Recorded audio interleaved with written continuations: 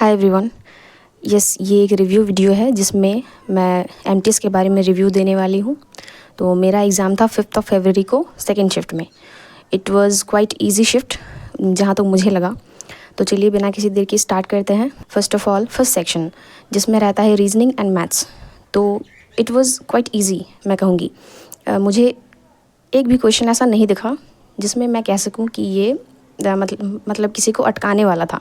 हाँ, हो सकता है कि एक बार में आप सारा क्वेश्चन नहीं बना पाओगे।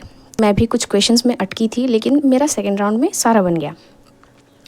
तो मैथ्स में इजी क्वेश्चंस ही थे, जिसमें परसेंटेज का 2-3 क्वेश्चन था, सिंपल इंटरेस्ट का क्वेश्चन था, प्रॉफिट लॉस, डिस्काउंट, ये सारे टॉपिक्स थे। प्लेन ज्योमेट्री के भी 2-3 क्वेश्चंस थे और बहुत ही इजी क्वेश्चंस। लाइक किसी में राइट एंगल ट्रायंगल दिया गया था और उसका बेस हाइट सारा कुछ पता था, लेकिन हमें एरिया निकालना था।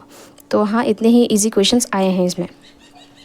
तो मैं कह सकती हूँ कि जिसका बेसिक प्रिपरेशन भी क्लियर है वो इस एग्ज़ाम को, मतलब फर्स्ट सेक्शन को, मैं कह सकती हूँ कि बहुत इजीली अटेम्प्ट कर पाएगा।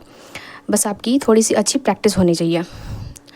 तो फर्स्ट सेक्शन में मुझे जस्ट एक क्वेश्चन जिसको मैं छोड़ के आई हूँ, और वो था कैलेंडर का क्वेश्चन, जिसमें शायद किसी ईयर का रिपीटिशन पूछा था।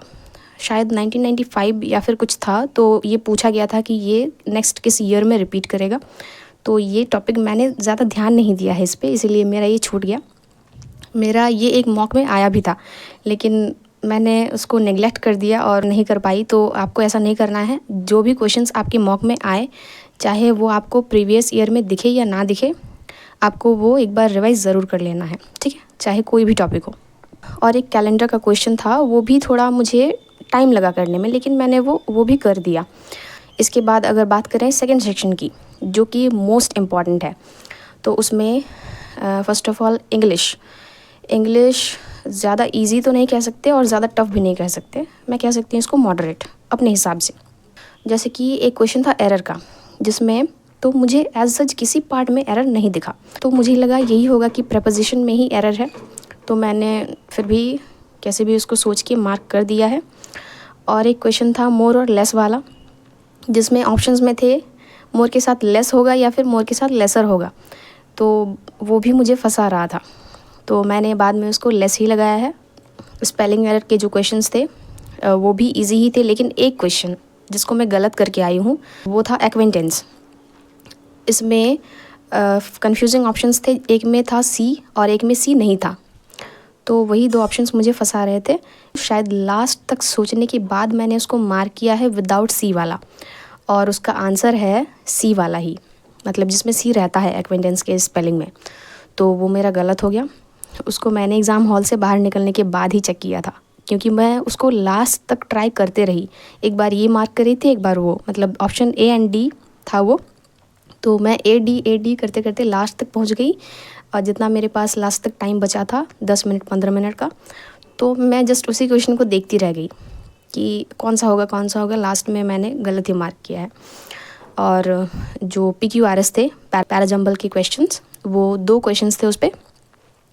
तो वो भी थोड़े टफ थे, मतलब वो आपको सोचने के लिए बहुत ज़्यादा टाइम लेगा आपका। Passage was quite easy. अगर किसी की रीडिंग स्किल अच्छी नहीं है तो उसके लिए टफ़ हो सकता है, लेकिन अगर आपकी रीडिंग अच्छी है तो आप वो आसानी से कर लोगे। और उसके ऑप्शंस भी बहुत ही इजी थे, मतलब 3 ऑप्शंस में नेगेटिव बात कर रहा था और जस्ट एक ही ऑप्शन में पॉजिटिव बात कर रहा था, जिसमें पैसेज के बारे में लिखा था। तो वो भी आप इजीली मार्क कर पाते अगर आपने थोड़ा बहुत भी पढ़ रखा है। इसके बाद आते हैं जीएस पे। तो जीएस जो कि लोगों को सबसे ज़्यादा डराता है, इनफैक्ट मुझे तो जीएस से सबसे ज़्यादा डर है। आपने देखा होगा कि मेरे सीजीएल के मेंस में भी जीएस का अच्छा स्कोर नहीं है, जहाँ पे लोग 40+, 50+, 60+ लोगों ने ऐसे स्कोर करे हैं। मेरा उसमें स्कोर आया है 28 ओनली। तो जीएस मेरे लिए कभी भी एक एडवांटेज नहीं बन पाया है।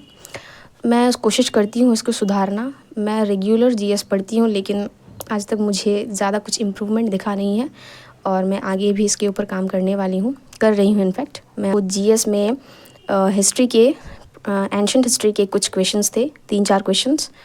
ज्योग्राफी के भी 3-4 क्वेश्चंस थे, और वो भी बेसिक क्वेश्चंस थे, मतलब 1 लाइनर। अगर आपको पता है तो आप आंसर करके आगे बढ़ जाओ, अगर आपको नहीं पता है तो जस्ट इसको स्किप कर दो। मतलब फंसाने वाला क्वेश्चन नहीं था कि एक ही क्वेश्चन बहुत ही लेंदी है, स्टेटमेंट वगैरह है, उसमें आप सोचते रह जाओगे 2-3 मिनट तक, ऐसा कोई क्वेश्चन नहीं था। और वो भी इजी क्वेश्चंस ही थे। तो ज्योग्राफी का जैसे कि मुझे एक क्वेश्चन याद है जिसमें पूछा था शायद टाइम डिफरेंस, अरुणाचल प्रदेश और गुजरात का टाइम डिफरेंस पूछा था। तो ऐसे ही बेसिक क्वेश्चंस थे। एंशिएंट हिस्ट्री का हो गया, इकोनॉमिक्स का शायद 1-2 क्वेश्चंस था, पॉलिटी का एक क्वेश्चन था, और जिसका सबसे ज़्यादा वेटेज होता है एमटीएस एग्ज़ाम में, स्टैटिक के भी 4-5 क्वेश्चंस थे। मैं उसमें मैक्सिमम क्वेश्चन नहीं बना पाई हूँ क्योंकि वो मेरा पढ़ा हुआ नहीं है। मैंने स्टैटिक के लिए 2 रिसोर्सेज फॉलो किए हैं, मतलब रिसेंटली नहीं किया है, पहले भी एक रिसोर्स फॉलो किया था मैंने। मैं रिसेंट में फैडमैन पढ़ रही हूँ, तो उसमें भी मतलब जो क्वेश्चंस पूछे गए थे स्टैटिक के, वो मुझे लगा नहीं कि ये फैडमैन से मिलने वाला है। स्टैटिक का एक क्वेश्चन था थेरी कुथु, मतलब मुझे पता नहीं था कि ये एक्चुअली आंसर क्या है इसका, लेकिन मैंने उसको सोचा कि ऐसे वर्ड्स ज़्यादातर साउथ से ही रिलेटेड होते हैं, तो मैंने उसको तमिलनाडु मार्क किया है, तो वो मेरा सही ही है। और बुक्स एंड ऑथर्स के 2 क्वेश्चंस थे, वो मुझे नहीं पता थे, तो मैंने उनको भी नहीं किया है। करंट अफेयर्स से 0 क्वेश्चंस थे। मतलब अगर ये जो 2 बुक्स एंड ऑथर्स के क्वेश्चन पूछे गए थे, ये सब अगर रिसेंट में लिखे गए हैं तो यही करंट अफेयर्स में गिने जाएंगे, अदरवाइज़ इनको छोड़ के कोई भी क्वेश्चन एज सच मुझे दिखा नहीं। तो जीएस भी मैं मॉडरेट ही कह सकती हूँ, ज़्यादा टफ नहीं था जीएस भी। तो ओवरऑल मेरा एग्ज़ाम अच्छा ही गया है। फर्स्ट सेक्शन में मैंने 39 अटैम्प्ट किए हैं एंड सेकंड सेक्शन में मैंने जीएस में 17 अटैम्प्ट किए हैं आउट ऑफ 25, एंड इंग्लिश में तो फुल ही कर दिया है। मतलब ईगो पे लेके मुझे लग रहा था कि एक बार के लिए कि एक्वेंटेंस वाला क्वेश्चन मुझे नहीं करना चाहिए क्योंकि मैं कंफ्यूज हो रही हूँ, लेकिन फिर भी दिल नहीं मानता है तो हम कर ही देते हैं इंग्लिश में पूरा। सो व्हाट नेक्स्ट, अब क्या किया जाए। मैंने कुछ दिन का ब्रेक तो लिया था सीजीएल मेंस के बाद, लेकिन आई थॉट कि ये सही नहीं है क्योंकि मेरा स्कोर तो आपने देखा ही होगा।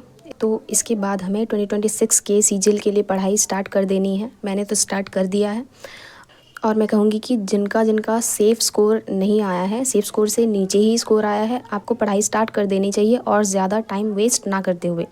तो मैं अभी ज़्यादा तो नहीं पढ़ाई कर पा रही हूँ, मतलब कुछ दिन का ब्रेक लेने के बाद आपको वो प्रॉपर फ्लो बनाने में एक थोड़ा सा टाइम लग जाता है ना। तो मैं अभी जस्ट मैथ्स कर रही हूँ एंड जीएस पे मुझे काफ़ी ज़्यादा काम करना है क्योंकि जीएस ही मेरा वीकेस्ट पॉइंट है, और मैथ्स भी मेरा वीक ही है। अगर इजी क्वेश्चंस आ जाए तो बहुत अच्छी बात है, लेकिन मेंस के लिए मुझे बहुत ज़्यादा मेहनत करना है मैथ्स पे एंड जीएस पे भी।